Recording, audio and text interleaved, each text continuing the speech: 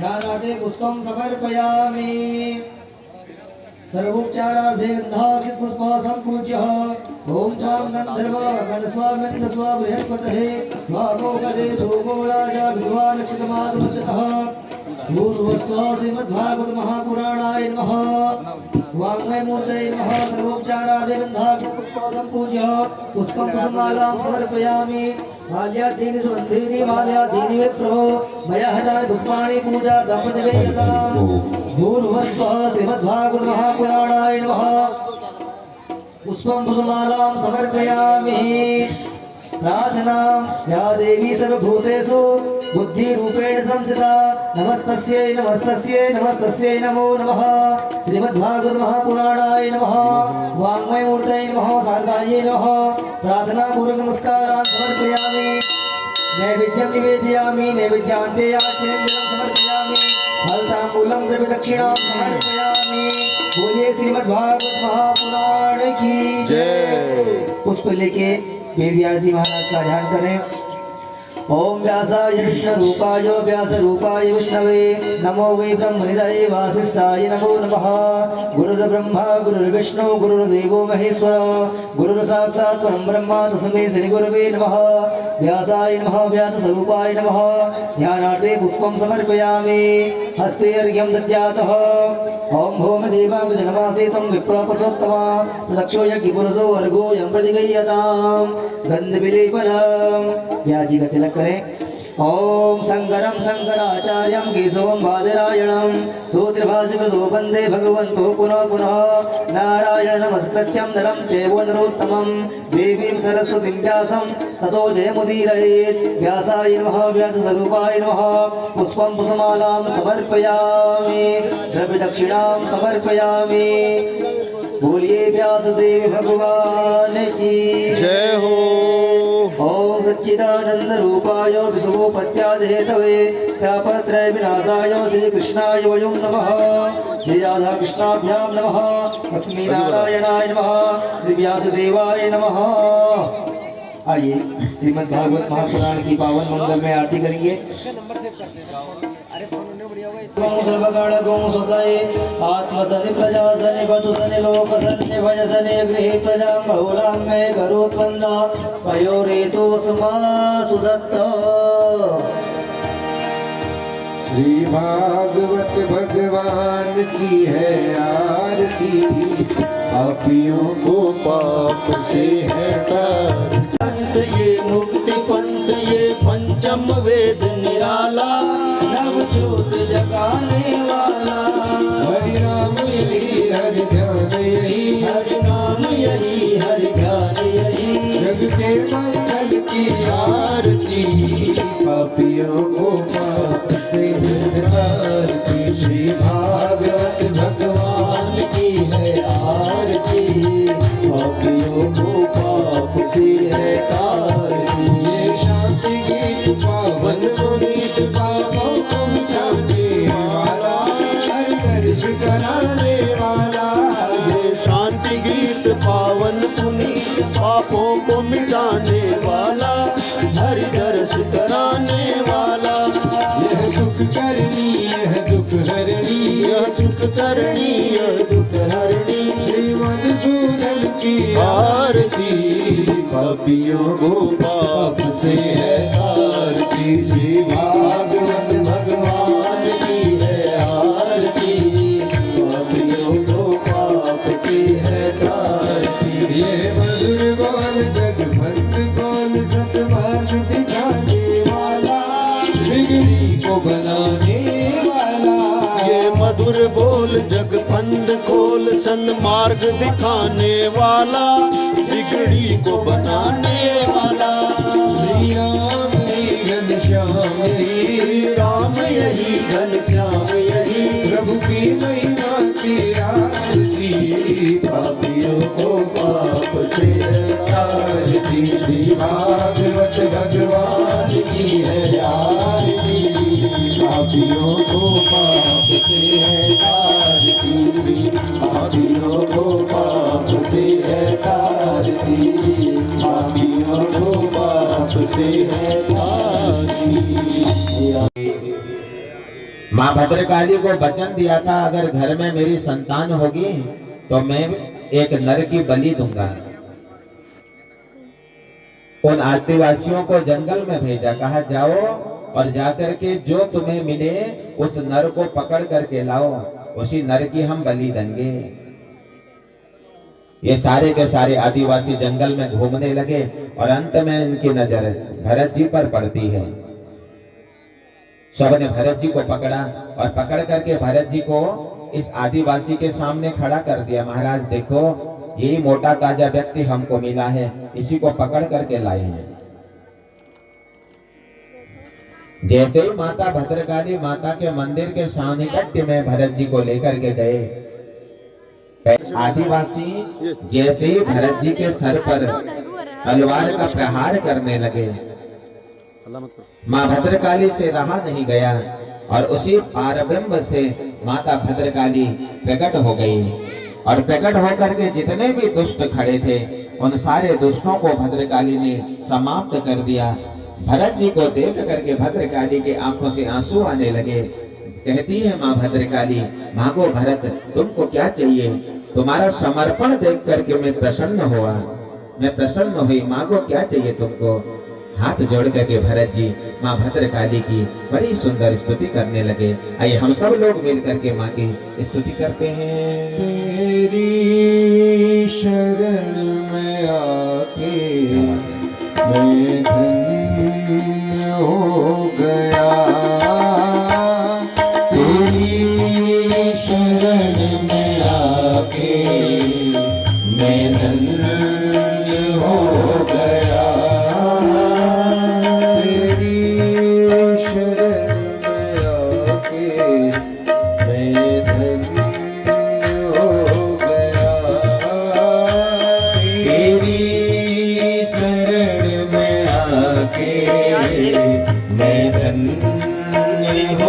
के बराबर तो अभी है।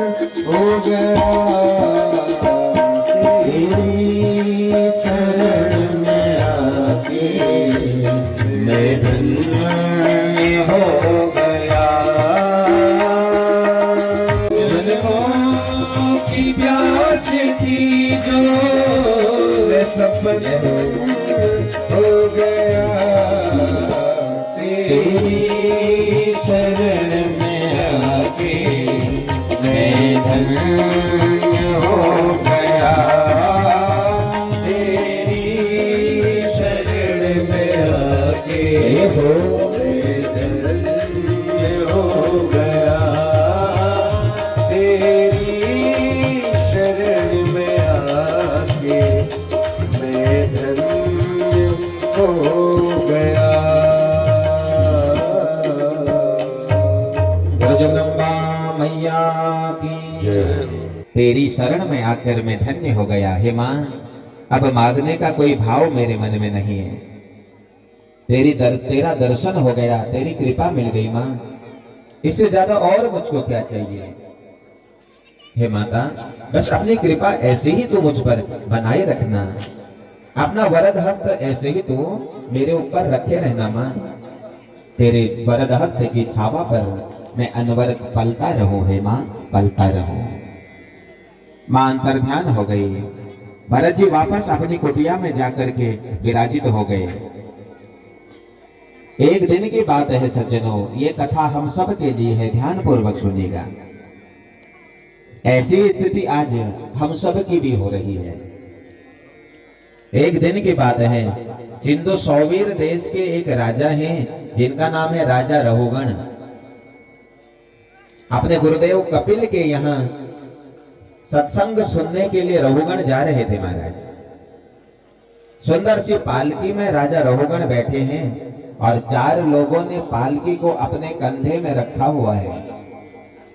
4 जने उस पालकी को कंधे में रख करके आगे को जा रहे थे और जैसे ही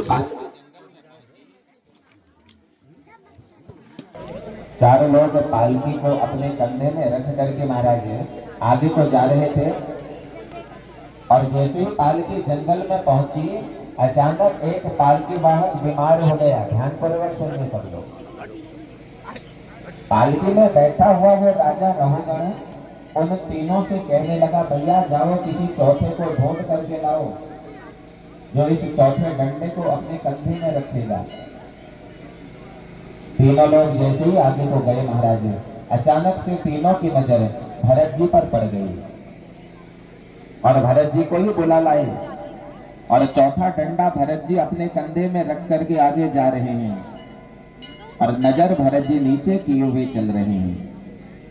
मैया जैसे ही कोई चींटी मिल जाती है, जैसे कोई चींटी मिल जाती है, तुरंत भरत जी कूद मार देते हैं और उस पालकी में बैठे हुए रहुगण का सर पालकी के ऊपर टकराता है और सर में चोट लगती है। थोड़ा आगे बढ़ते हैं और जैसे ही कोई चींटी मिलती है फिर भरत जी उछल जाते हैं। थोड़ा आगे बढ़ते हैं, फिर कोई चींटी मिलती है, फिर भरत जी उछल जाते हैं। पालकी में बैठा हुआ रहुगण राजा कई समय तक सोच रहा था अब बोलूंगा तब बोलूंगा, लेकिन अब जब नहीं रहा गया, तुरंत रहुगण राजा को क्रोध आ गया और क्रोध आकर के रहुगण राजा क्रोध में बोला, ये चौथा कौन लगा है पालकी में? सबने कहा महाराज हम तो बिल्कुल ठीक चल रहे हैं। अरे ये चौथा बड़ा मोटा ताजा पुरुष हमको मिला, इसी को हमने लगाया है। मोटा ताजा जैसे ही सुना तो रहुगण राजा कहते हैं, अगर मैं इस समय सत्संग करने नहीं जा रहा होता तो इस मोटे ताजे व्यक्ति का मैं कब के वध कर चुका होता, इसको मार देता मैं। भरत जी ने सोचा अगर आज नहीं समझाऊंगा तो फिर शायद इसको मैं आगे कभी समझा पाऊं। और भरत जी कहते हैं, त्वयोदितम त्यक्तमवेप्तलब्धम भरतो समेष्यादिवीर भारम गन्तर्यदि स्याद् दिगम्यमह्वा पावेति राशो न विदाम प्रवाह। उपदेश देने लगे भरत जी नीचे से। भरत जी कहते, राजा एक बात बताओ, तुम कहाँ जा रहे हो? राजा ने कहा, मैं सत्संग सुनने जा रहा हूँ, मैं कथा सुनने जा रहा हूँ। भरत जी ने कहा, कितने समय से कथा सुनने जा रहे हो? रहुगण राजा कहते हैं, मैं 12 साल से कथा सुनने जा रहा हूँ। नीचे से भरत जी बोले, राजन तुमको देख करके तो ऐसा लगता है कि तुम आज पहली बार कथा सुनने जा रहे हो। और अगर तुम 12 साल से अगर कथा सुनने जा रहे हो राजा, तो कथा तुमने केवल अपने शरीर को सुनाई है, बस मन को नहीं सुनाई है। आज ऐसी रहुगण की तरह हम सब की भी स्थिति है महाराज। हम कथा तो बहुत सुनते हैं लेकिन उस कथा का अनुसरण नहीं करते हैं। मारने वाला है भगवान, बचाने वाला है भगवान, मारने वाला है भगवान, बचाने वाला है भगवान। जय हो।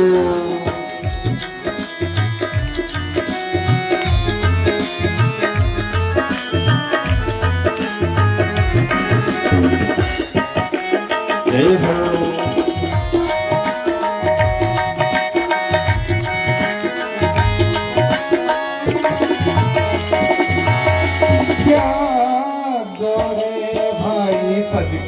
आशा साथ बिना प्रीत जोड़ो, कल क्या होगा इसकी चिंता, जगत पिता पर छोड़ो। क्या होनी है क्या होनी, क्या होनी है क्या होनी, सबका उसको जान। मारने वाला है भगवान, बचने वाला है भगवान, मारने वाला है भगवान,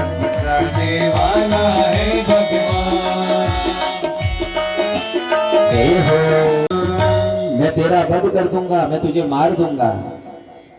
कहता मारने वाला है भगवान, बचाने वाला है भगवान। पिताजी आप मारने वाले भी नहीं हो, आप बचाने वाले भी नहीं हो। अरे मारने वाला भी मेरा ही भगवान है, बचाने वाला भी मेरा ही भगवान है।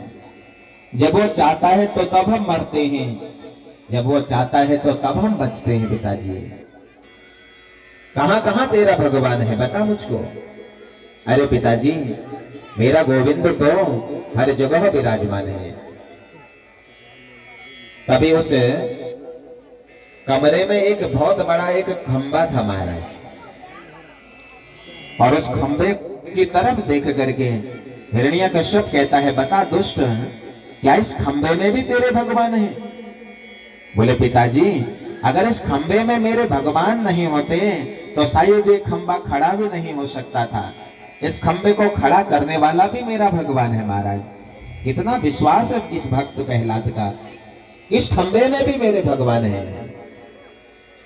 तो तुझको बाद में देखूंगा, पहले तेरे इस खंबे को देखता हूं। और ऐसा कहकर के जैसे ही हिरण्यकश्यप उस खंबे की तरफ दौड़े हैं और जोर से उस खंबे पर जैसे ही तलवार का प्रहार किया, वो खंबा जोर से फट गया महाराज। और इतनी भयंकर आवाज आई और उसी खंबे के बीच में से मेरे गोविंद नरसिंह के रूप में प्रकट हो गए। बोलो नरसिंह भगवान की जय हो। तो नरसिंह के रूप में मेरे भगवान प्रकट हो गए। आधा नर है आधा सिंह है, पूरा शरीर नर का है मनुष्य का है महाराज, केवल सर वाला भाग सिंह का है। जैसे नरसिंह को इस हिरण्यकश्यप ने देखा, भयभीत हो गया, डरने लगा, दौड़ने लगा इधर उधर। और भगवान ने शाम तक इस हिरण्यकश्यप को खूब दौड़ाया। और जैसे ही संध्या काल का समय हुआ, तुरंत इस हिरण्यकश्यप को पकड़ करके नरसिंह भगवान उसकी चौखट में ले आए, उसकी देहली में ले आए महाराज। और देहली में लाकर के भगवान उसी देहली में बैठ गए। तुरंत उस हिरण्यकश्यप को मेरे माधव ने अपने गोद में विराजमान किया। हिरण्यकश्यप हंसने लगा, कौन है आप? भगवान कहते हैं मैं तेरा काल हूं। हिरण्यकश्यप कहता महाराज मेरी मृत्यु हो ही नहीं सकती है, मैं अमर हूं। भगवान ने कहा जो संसार में आता है मूर्ख, उसे संसार से जाना पड़ता है, तू अमर नहीं है। हिरण्यकश्यप कहता मुझे वरदान मिला है। भगवान ने कहा क्या वरदान मिला है तुझको? हिरण्यकश्यप कहता मुझे वरदान मिला है, ना मैं बाहर मरूंगा ना मैं अंदर मरूंगा। भगवान ने कहा ना तू अभी बाहर है ना तू अभी अंदर है, अरे तू तो अपनी चौखट पर विराजमान है, तू अपनी देहली में बैठा हुआ है अभी। ना मैं जमीन में मरूंगा ना मैं आसमान में मरूंगा। भगवान ने कहा ना ये धरती है ना ये आसमान है, अरे ये तो मेरे गोद है। ना मैं पशु से मरूंगा ना मनुष्य से मरूंगा। भगवान ने कहा ना मैं पशु हूं ना मैं मनुष्य हूं, आधा मैं मनुष्य हूं और आधा मैं पशु हूं, मैं नरसिंह हूं। ना मैं अस्त्र से मरूंगा ना मैं शस्त्र से मरूंगा। भगवान ने कहा ना मैं तुझे अस्त्र से मारूंगा ना मैं तुझे शस्त्र से मारूंगा, मैं तो तुझे अपने नाखूनों से मारूंगा। ये ना अस्त्र है ना ये शस्त्र है। 12 महीने में कभी भी मेरी मृत्यु नहीं होगी। भगवान ने कहा ये 13वां महीना चल रहा है, अधिक मास का महीना चल रहा है, ये 12वां महीना भी नहीं है। और तुरंत ही हमारे गोविंद ने अपने तीव्र नाखूनों से इस हिरण्यकश्यप के पेट को विदीर्ण कर दिया और मार करके इसको भूमि में भगवान ने फेंक दिया। और अब उसी हिरण्यकश्यप के रक्त को भगवान अपने शरीर में लगा रहे हैं, उसके खून को भगवान अपने शरीर में लगा रहे हैं। सुखदेव बाबा जब कथा सुनाने लगे तो परीक्षित कहते हैं महाराज इतना बड़ा वह दुष्ट और उस दुष्ट के रक्त को भगवान अपने शरीर से क्यों लगा रहे थे? सुखदेव कहते हैं परीक्षित भगवान आज हिरण्यकश्यप के उस रक्त को नमन कर रहा है अरे देखो, इसी रक्त से तो मेरा भक्त उत्पन्न हुआ है, इसी रक्त के कमाल से आज मेरा भक्त प्रहलाद उत्पन्न हुआ है। अपने शरीर में भगवान उस रक्त को लगाने लगे। सज्जनों, देवताओं ने जब देखा, ये देख करके देवता बड़े भयभीत हो गए। लक्ष्मी माता की शरण में गए। लक्ष्मी माता ने जब गोविंद का ऐसा स्वरूप देखा तो लक्ष्मी माता भी भयभीत हो गई। अंत समय में हमारे भक्त प्रहलाद आगे बढ़े हैं और आगे बढ़ करके मेरे भक्त प्रहलाद ने भगवान की सुंदर सी श्लोकात्मक स्तुति की है। ब्रह्मादयः सुरगणा मुनयो ऋषिद्धा सत्वैक नामान तयो वचसाम् नराधितं पुरुगणे धुना पितृ किं तोस्तु महन्ति समे गृह्यते। हे प्रभु, बड़े बड़े योगियों ने, बड़े बड़े संतों ने न जाने कितने समय आपकी तपस्या करी महाराज, उसको भी आप प्राप्त नहीं हुए, उनको भी आप प्राप्त नहीं हुए। ना मेरी कोई जाति अच्छी थी, असुर वंश में मेरा जन्म हुआ, ना हमारा खान पान अच्छा था, ना हमारा रहन सहन अच्छा था, ना हमारा आचरण अच्छा था। हे नाथ, फिर भी आप कितने दयालु हैं, आप मुझ पर रीझ गए नाथ। भगवान कहते हैं, प्रहलाद, मैं ना जाति देखता हूँ, ना मैं धर्म देखता हूँ, ना मैं रूप देखता हूँ, ना मैं पद देखता हूँ। भक्त, मैं तो सिर्फ भाव देखता हूँ बस। तेरी जाति जरूर असुर जाति थी प्यारे, तेरा रहन सहन चाहे असुरों के जैसा था, लेकिन भक्त तेरा जो भाव था, तेरा भाव सदा सर्वदा के लिए मुझे ग्रहण करता था, इसलिए मैं तो सिर्फ भाव के वशीभूत हो जाता हूँ। मैं भक्त का रूप नहीं देखता, मैं भक्त का कद नहीं देखता, मैं भक्त का पद नहीं देखता, मैं भक्त की जाति नहीं देखता, मैं भक्त का धर्म नहीं देखता, मैं तो सिर्फ भक्त के कर्म को देखता हूँ। और जो भक्त कर्म से मेरा ध्यान करता है तो वो किसी भी जाति में जन्म ले, मैं उसको स्वीकार कर लेता हूँ महाराज। तुरंत भगवान अपने भक्त के सर में हाथ रख करके हमारे उत्तराखंड के जोशीमठ में आकर के नरसिंह के रूप में विराजमान हो गए। बोलो नरसिंह भगवान की। अपने भक्त प्रहलाद को बचाने के लिए भगवान एक खंभे से प्रकट हो गए। भगवान ने अपना शरीर भी ऐसा बना दिया, आधा नर है आधा सिंह का है महाराज, और ऐसी जगह पर बैठे हैं जो घर की देहली है। इसलिए आज के समय, पहले के समय में भी जब पुराने घर होते थे, लोग अपनी देहली का लेपन किया करते थे। आजकल तो पक्के घर हो गए हैं सबके, लेकिन हमारी देहली में भगवान नरसिंह का वास होता है, जो लोग प्रतिदिन अपनी देहली का लेपन करते हैं और देहली लेपन करके उस देहली में पुष्प आदि चढ़ाते हैं, तो उस घर में सदा सर्वदा के लिए हमारे नारायण विराजमान होते हैं। बोलो भक्त वत्सल भगवान की।